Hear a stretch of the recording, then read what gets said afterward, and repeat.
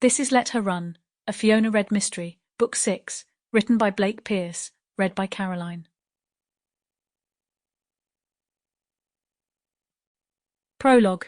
Gary walked up to the small house, which looked more like something out of a cliché home magazine for suburban moms than anything else.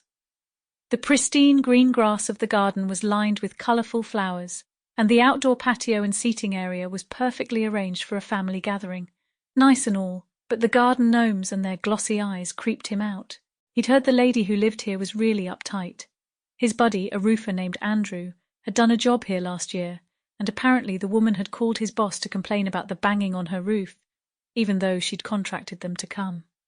Apparently she'd been expecting a quiet roofing. Now Gary was here to do some plumbing.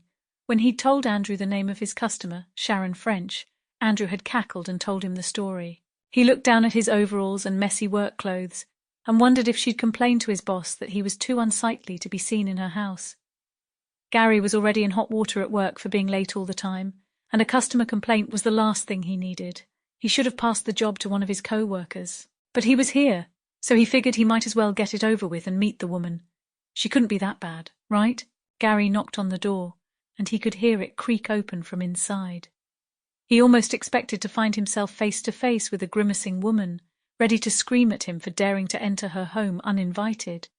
But instead, he found himself in the entryway of a surprisingly warm home. The walls were painted in soft hues of blue and green, and the wooden floor was polished to a shine.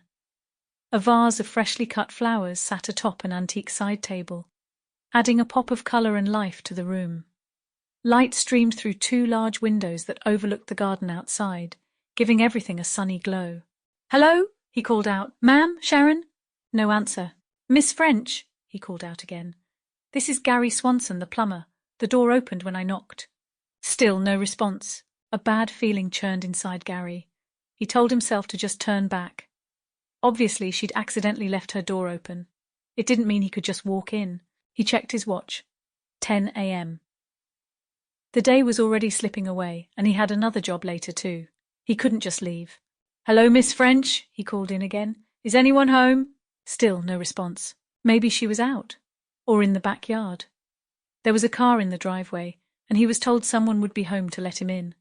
He wasn't late either. They'd agreed on 10, so he was right on time. She should have been expecting him. Gary backed out of the doorway, ready to call it in. He could wait around for a bit, but not forever. But just as he was about to turn back, he took one last look into the house and caught a glimpse of something that made him look twice. Poking out from around a wall was what appeared to be a foot. Sample complete. Ready to continue?